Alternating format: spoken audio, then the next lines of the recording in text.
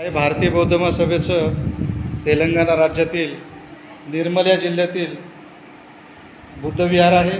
भारतीय बौद्ध महासभेचे सर्व कार्यकर्ते, उपासक, उपासिका या विहारामध्ये आज दानशूर हा धम्मचित्रपट दाखवण्यात येणार आहे।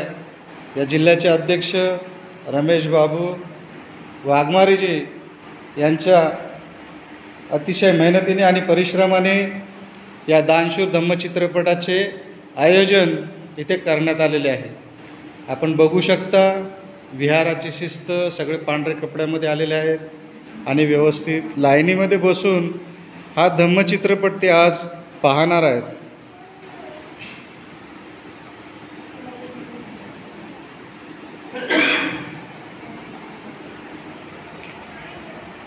रमेश बाबू वाघमारे साहेब अध्यक्ष आहेत भारतीय बौद्ध महासभेचे।